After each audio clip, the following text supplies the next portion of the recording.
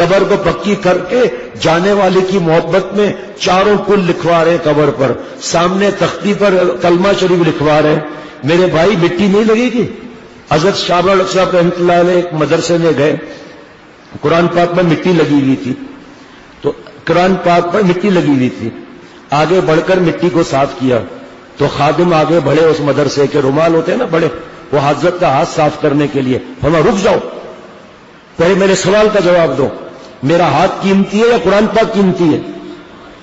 وہ گھبرا گئے سب. حضرت قرآن پاک کی کیا بات ہے؟ فرمایا میرے ہاتھ کی فکر ہے، قرآن پاک کی فکر نہیں ہے، مٹی لگی ہوئی ہے وہاں.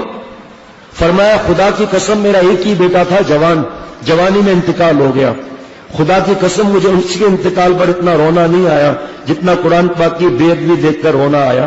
گھر کے اندر بچوں کی الماریاں سیٹ، جیومیٹری باکس سیٹ، کتابیں سیٹ، برابر کی الماری میں قرآن پاک کے حرف شہید ہو رہے ہیں اور قرآن پاک میں مٹی لگی ہوئی ہے. ایک 20 روپے کا جزدان نہیں چڑھایا جاتا، جزدان 20 روپے کا نہیں چڑھایا جاتا. اور حضرت شاہ صاحب رحمۃ اللہ علیہ جزدان کو ہر چند دن کے بعد بالٹی میں دھلواتے تھے، شینک پر نہیں دھلواتے تھے.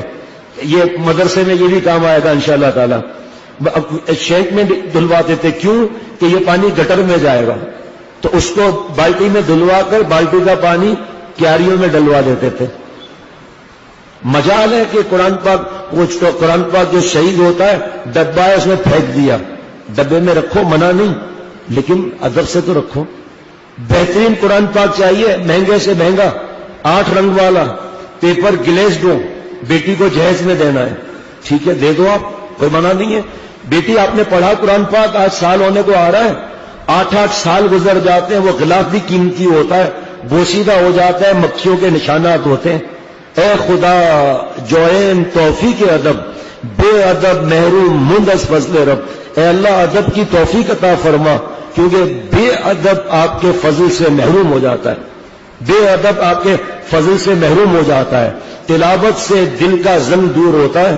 حضرت فرماتے تھے کہ تلاوت کرنے سے پہلے سوچو، اللہ تعالیٰ مجھ سے فرما رہے ہیں کہ قرآن پاک پڑھ، دیکھتا ہوں کیسا پڑھتا ہے. اب ہمت ہوگی؟ ارے بھائی ہمارے بابا اس بڑھاپے میں قرآن پاک سناتے روزانہ، اب تو طبیعت ناساز ہے کچھ دن سے، روزانہ، کیونکہ حضرت والا کا جملہ سن لیا. کئی بار حضرت نے فرمایا، اور ہم بھی ہر دوسرے تیسرے دن 8ویں دن بتاتے رہتے ہیں کہ قرآن پاک کو تجوید کے ساتھ پڑھنا فرض ہے.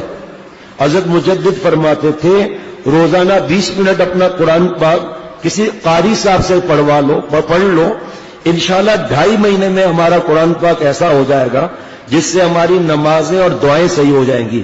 لوگ کہتے ہیں کیا فرق پڑتا ہے، یہاں نہیں رکے تو کیا فرق پڑتا ہے؟ یہ تو اللہ کا کلام ہے نا، مخلوق کے کلام میں آ جائے، اٹھو مت بیٹھو، ٹھیک، مخلوق کا کلام ہے نا، اٹھو مت بیٹھو، اور کوئی پڑھ لے اٹھو مت بیٹھو، ترجمہ غلط ہو گیا. تو قرآن پاک میں ترجمہ غلط نہیں ہوگا. میرے دوست کو گوبھی پسند ہے، دوسرا کہتا ہے کہ دوسرے گھر میں جا کر کہ ان کے دوست کو گو بھی پسند ہے، مار کھائے گا نہیں کھائے گا؟ کہ کہاں آپ نے پخانے کا بول دیا بیوقوف. تو اللہ کا کلام.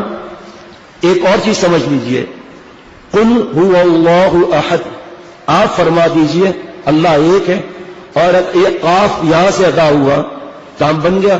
اگر کہا کل، پوچھو علماء بیٹھے، کھاؤ، کہاں گیا ترجمہ؟ اللہ فرماتے الا بذکر اللہ تطمئن القلوب، قلوب قاف یہاں سے ادا کیا، صرف اللہ ہی کی یاد سے دلوں کو چین ملتا ہے. قلب کا مطلب دل، اور یہاں سے ادا کر دیا قلب کتا. اب اس آیت کا کوئی ترجمہ سمجھانے کے لیے بھی کر سکتا ہے. اب جو نماز پڑھیں گے اگر یہ کہہ دیا الحمدللہ رب العالمین، ہا کو یہاں سے ادا کیا، ترجمہ ہوگا تمام تعریفیں اللہ کے لیے ہے. اگر یہاں سے ہا نکالا الحمد کا تو ترجمہ کیا ہوگا کہ نعوذ باللہ سب نتائج اللہ کے لیے ہے. کیا ہوگا؟ نماز ہوگی. تو ایک بوڑھے آدمی نے کہا کہ حضرت آپ اتنا ہمیں یہ فرماتے ہیں، اب میں بوڑھا توتا، الحمدللہ حضرت کا یہ غلام رمضان کے پہلے روزے تک قاری صاحب آتے ہیں. اب اس کے بعد کیونکہ بیانات تھے, اب کل سے قاری صاحب دوبارہ آئیں گے فجر میں. الحمدللہ اللہ کا احسان ہے. جمعہ اور اتوار کو چھٹی ہوتی ہے لیکن اپنا پڑھنا ضروری ہے ورنہ آدمی کو نقصان ہوتا ہے, کیونکہ جمعہ اور اتوار کو مجلس روزانہ فجر کے بعد مجلس ہوتی ہے لیکن جمعے کے دن ذکر بھی سکھایا جاتا ہے جمعہ اور اتوار کو. بہرحال تو بوڑھے نے کہا کہ حضرت آپ ہمیں قرآن پاک کا اتنا کہتے ہیں, ہم بوڑھے توتے اس عمر میں کیا قرآن پاک اپنا صحیح کرائیں گے. حضرت والا کے پاس بحث کی گنجائش نہیں تھی, خاموش. یہی شخص نے چند مہینوں کے بعد کہا کہ ایک امتحان دینا ہے, اس کے لیے جو ہے وہ دعا کر دے پاس ہو جاؤں. فرمایا کہ آپ اس کے لیے پڑھیں گے کب؟ کہ حضرت رات کو پڑھوں گا. فرمایا کیوں؟ کہ میری تنخواہ بڑھ جائے گی. فرمایا کتنی بڑھے گی؟ کہ 3,000 روپے. فرمایا آپ کو 3,000 روپیوں کے لیے جو ہے رات کو جاگنا آسان ہے.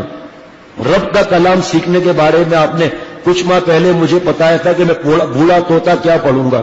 رونے لگا کہ حضرت نہیں, پہلے اب میں اپنا قرآن پاک پہلے صحیح کراؤں گا.